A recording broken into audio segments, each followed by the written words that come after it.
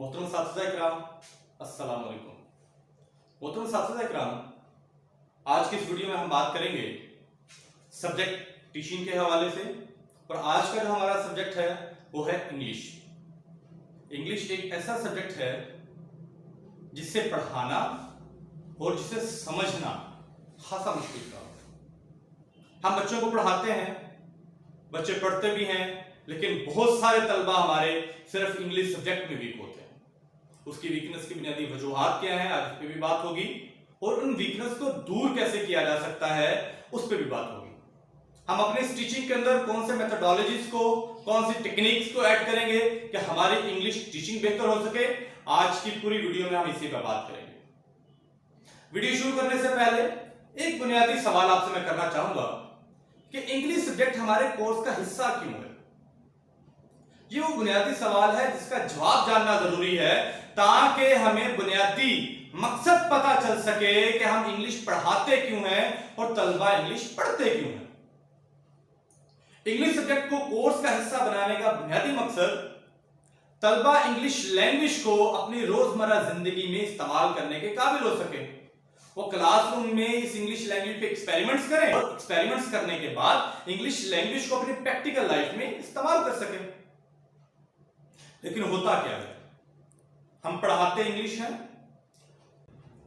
हमारी English nursery से शुरू होकर ग्रेजुएशन तक चलती है, लेकिन हमारे तलबा इंग्लिश के अंदर कमांड हासिल नहीं कर पाते। उनकी ग्रामर वीक, तलबा की स्पीकिंग वीक, उनकी लिसनिंग वीक, उनकी राइटिंग वीक। उसकी बड़ी बुनियादी वजह मैं समझता हूं कि बहुत सारे साथीदार शायद उन एसएलओस को फॉलो नहीं कर पाते, उन एसएलओस को इनकलकेट नहीं कर पाते तलबा में, जिनके लिए इंग्लिश सब्जेक्ट को कोर्स का हिस्सा बनाया है। किसी भी लैंग्वेज को सीखने के लिए 4 बेसिक स्किल्स का सीखना इंतहाई जरूरी है। वो 4 बेसिक स्किल्स क्या है कि आप उस लैंग्वेज को पढ़ना आना चाहिए, लिखना आना चाहिए, बोलना आना चाहिए और सुनकर समझना आना चाहिए। अगर ये 4 स्किल्स किसी भी लैंग्वेज की किसी फर्द में डेवलप हो तो वो उस लैंग्वेज में स्किलफुल है। हमने अपने तलबा को स्किलफुल बनाना है और इंग्लिश लैंग्वेज के अंदर इन 4 स्किल्स को लाजमी इंकलकेट करना है। वो 4 स्किल्स मैं लिख देता हूं। पहली skill L means listening, and the second one is as speaking, and the third one is R means reading, and the fourth one is W writing. These are 4 basic skills of any language. अच्छा, ये जो मैंने तरतीब दी है LSRW means listening, speaking, reading and writing, ये तरतीब कहलाती है NORM means natural order of language, और L and learning, natural order of language learning, यानी कि कुदरत ने कोई भी जुबान सिखाने का जो इंतजाम किया, जो उसकी तरतीब दी, वो ये है। बच्चा सबसे पहले किसी भी जुबान को सीखने के लिए सुनता है।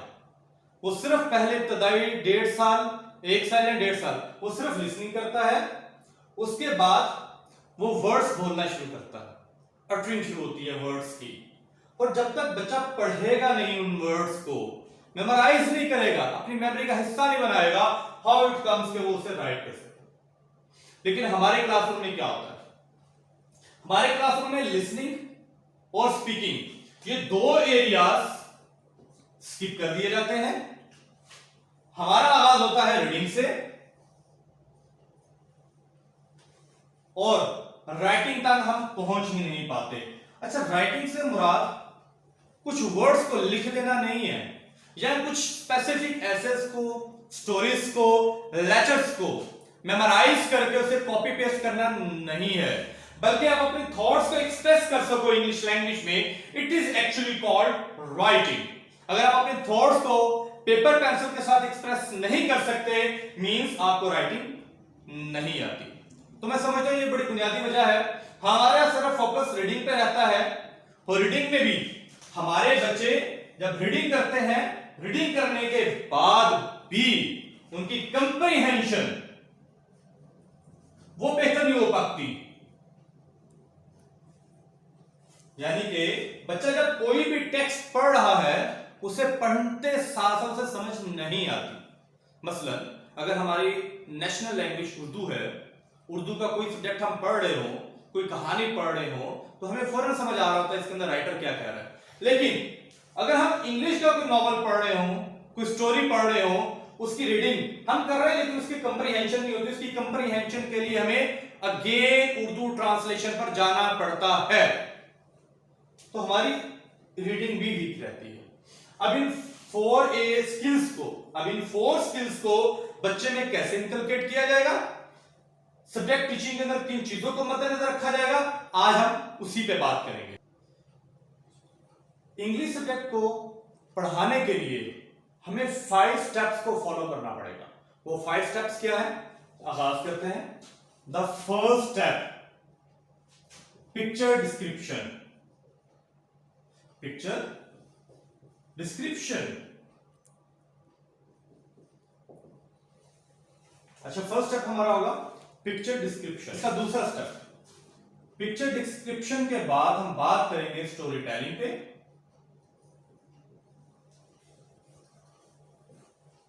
आज की इस वीडियो में हम सिर्फ इन्हीं 2 स्टेप्स के ऊपर बात करेंगे, पिक्चर डिस्क्रिप्शन क्या है और स्टोरी टेलिंग क्या है। इन 2 स्टेप्स के ऊपर सिर्फ आज की वीडियो में हम बात करेंगे। आगाज करते हैं हम स्टेप 1 का। स्टेप 1 पिक्चर डिस्क्रिप्शन से। आज मेरे पास क्लास 5 की इंग्लिश है, और जो इसका आज लेसन हमने सिलेक्ट किया है वो है जी द फर्स्ट स्ट्रॉ। आप इस पे एक देख रहे हैं, कोई भी स्टोरी होगी उसके ऊपर एक स्टोरी से रेलेवेंट पिक्चर लाजमी होगी जो उस पूरी स्टोरी को डिस्क्राइब करे। पिक्चर डिस्क्रिप्शन का फायदा ये होगा कि बच्चे उस स्टोरी को इस पिक्चर के अंदर काफी हद तक अंडरस्टैंड कर चुके होंगे। तो आगाज करते हैं। बच्चों को आपने डिस्प्ले दे दिया, बच्चे देख रहे हैं, बच्चों से क्वेश्चंस करोगे। अच्छा students, look at the board. यहां पे देखो हमारे पास 2 पिक्चर्स हैं। आप जरा कोई बच्चा मुझे बताएगा इन पिक्चर्स में क्या नजर आ रहा है आपको? एनीवन? शाबाश, वेरी गुड। अली खड़े हुए हैं जी। अली, क्या नजर आ रहा है आपको? मंकीज।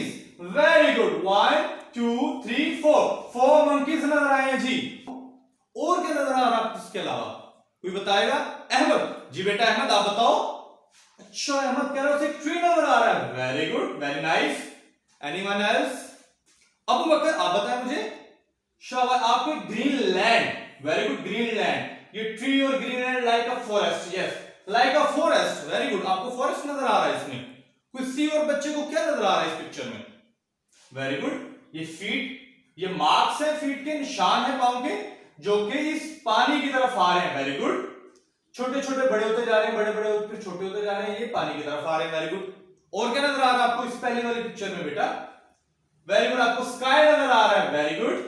और अच्छा जी, पानी भी नजर आ रहा है आपको। इट्स लाइक अ लेक, आपको पानी नजर आ रहा है। चलिए दूसरी पिक्चर पे बात करते हैं बेटा। दूसरी पिक्चर में आपको क्या नजर आ रहा है?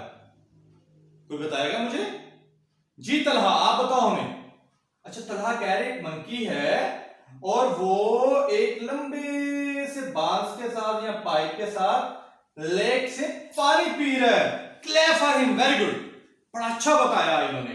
बेटा देखो, इस पिक्चर में कुछ मंकीज आपस में बातें कर रहे हैं, और ये देखो, ये मंकी यहां से पानी पी रहा है। आपको बेटा जानना है कि ये मंकी आपस में बातें क्या कर रहे हैं, और ये मंकी आखिर पानी इस पाइप के जरिए क्यों पी रहा है?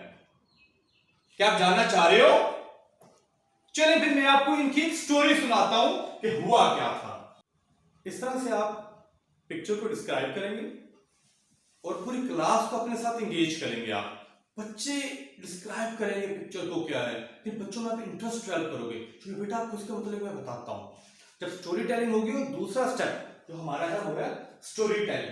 आपने पिक्चर डिस्क्रिप्शन के जरिए बच्चों का इंटरेस्ट डेवलप किया ये स्टोरी जानने के लिए किसमें क्या हो रहा है। और दूसरे स्टेप में भी बच्चे किताबें नहीं खोलेंगे, बच्चों की बुक्स बंद है और बैग में है, टीचर अब स्टोरी सुना रहा है।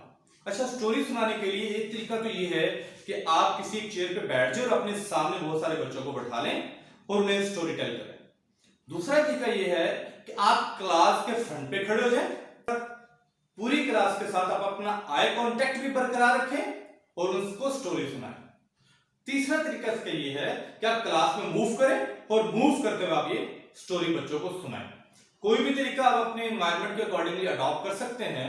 अब स्टोरी आप सुनाएंगे बच्चों को, स्टोरी सुनाते हुए आपके फेशियल एक्सप्रेशंस, आपकी बॉडी लैंग्वेज और आपकी वॉइस टोन, ये तीनों चीजें बदल जानी चाहिए। और स्टोरी टेलिंग के दौरान वो वर्ड्स जो इस स्टोरी में आपने बच्चे को सिखाने हैं, इंग्लिश के वो वर्ड्स जो आपने बच्चे को सिखाने हैं, इंग्लिश में और उर्दू में बाइलिंगुअल, आप बच्चों को स्टोरी में बोलोगे। चलिए शुरू करते हैं जी स्टोरी टेलिंग को।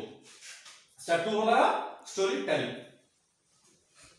प्यारे बच्चों, जैसा आपने देखा कि इस पिक्चर में 4 मंकीज हैं और ये मंकी से बातें कर रहा है।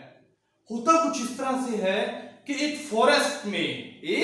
फॉरेस्ट में जंगल में कुछ मंकीज रहते हैं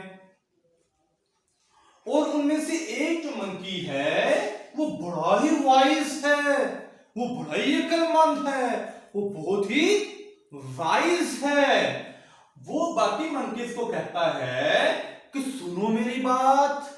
सारे मंकीज उसकी बात सुन रहे होते हैं। अच्छा, वो कहता है कि मेरे दोस्तों, माय फ्रेंड्स, आपने इस फॉरेस्ट से कोई भी चीज मेरे पूछे बगैर आपने नहीं खानी और ना ही आपने कोई पानी पीना है।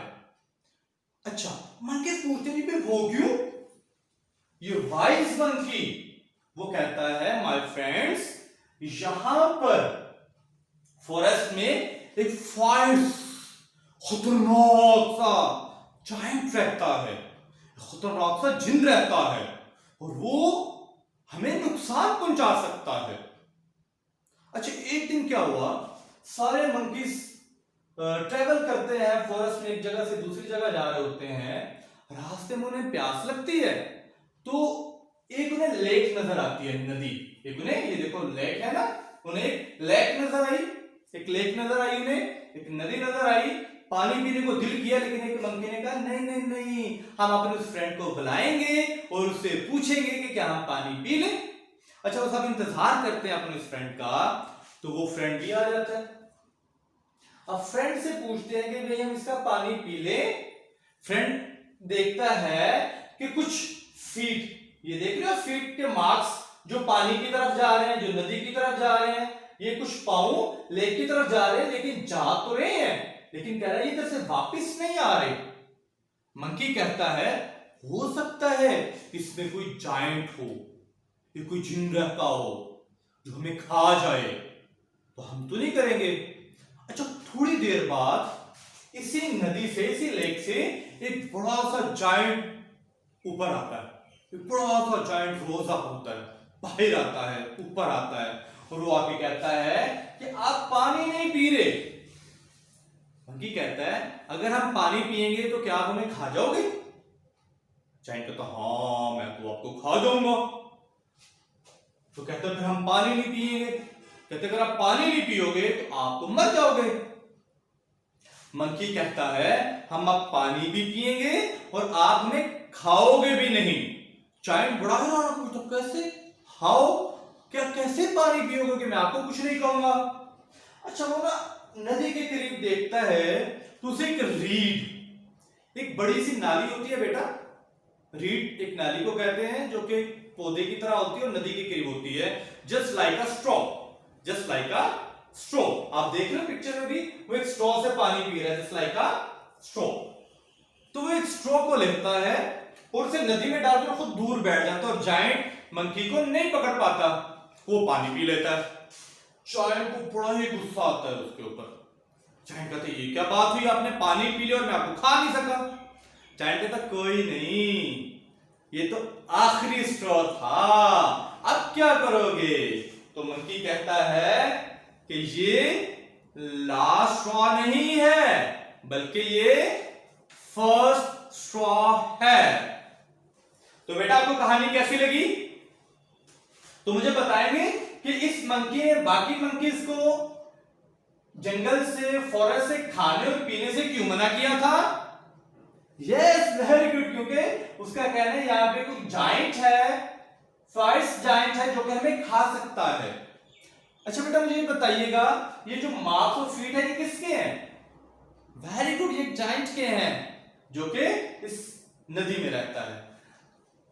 अच्छा ये वो तरीका है जी जिस तरह से आप स्टोरी टेल करोगे, उसके अंदर कुछ क्वेश्चंस बच्चों से करोगे, बच्चों की कंप्रीहेंशन को चेक करने के लिए। अब पिक्चर डिस्क्रिप्शन और स्टोरी टेलिंग, ये दो स्टेप्स डिपेंड करता है आपके लेसन पर। आप इसे एक दिन में या 2 दिनों में मुकम्मल करवा सकते हैं। और इन 2 स्टेप्स के अलावा जब तक ये मुकम्मल नहीं होते आपने लेसन शुरू नहीं करना। मैं उम्मीद करता हूं कि इस तरीका के मुताबिक अगर आप अपनी इंग्लिश टीचिंग को शुरू करेंगे तो बच्चों का इंटरेस्ट भी डेवलप होगा, बच्चे इंग्लिश को एक इंटरेस्टिंग सब्जेक्ट के तौर पे भी लेंगे और सीखेंगे भी जल्दी। बहुत शुक्रिया।